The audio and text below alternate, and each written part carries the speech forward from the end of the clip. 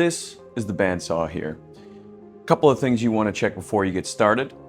Number one, make sure that blade looks to be in pretty decent condition. You can even open up this top knob here and take a look on the inside.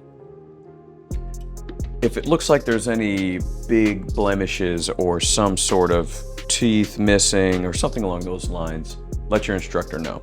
Also, make sure that it's got some decent tension to it. If it feels too loose, it's not going to cut the right way and it could snap. Another thing, make sure that the table, the workspace that you're working with, is cleaned off. It can get a little messy when people get lazy, and we all should be cleaning up after each other, but it can definitely cause problems. When you're operating the blade, you don't want too much of this blade to be exposed. If you're working with something that's only an 1/8 inch piece of birch plywood, why do you need all that other blade? So make sure that you adjust the height of your guard by using this knob here at the top, this one right here,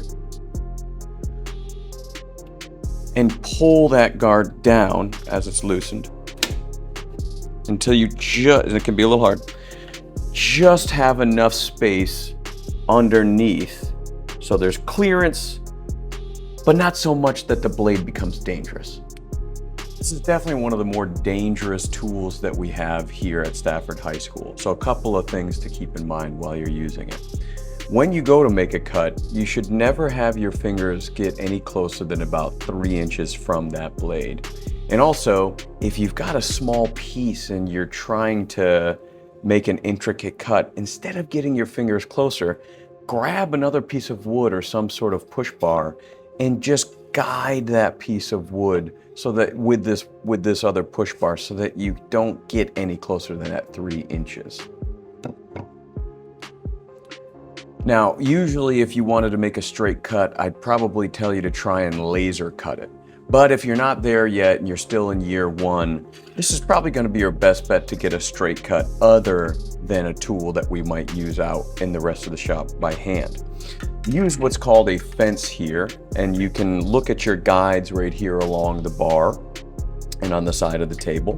And you're just going to slide this fence into the side as much of a length as you need in order to make that straight cut. But the promise here is that if you go too fast, the blade will begin to bend.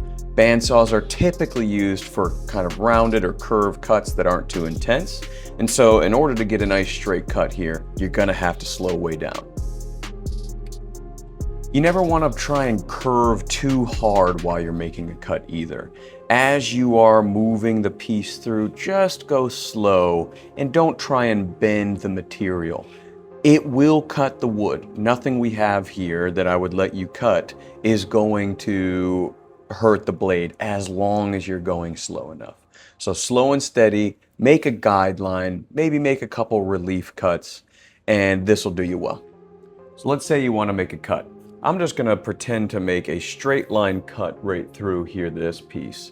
I'm going to adjust the fence to whatever width I would like. I'm going to tighten that fence. And sometimes if this is too tight, you can loosen or tighten by swinging this to the left or to the right. And so I'm going to tighten this up, and I'm going to turn this blade on, and I'm going to go slow.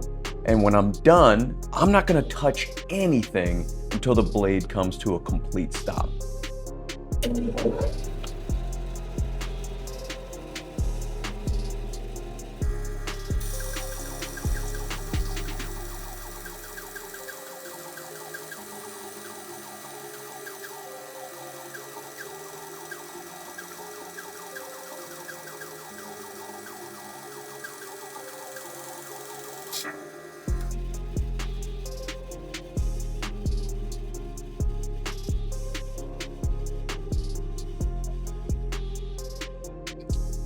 Once I see the teeth of the blade, that tells me that the blade is fully stopped. So now I can remove my piece.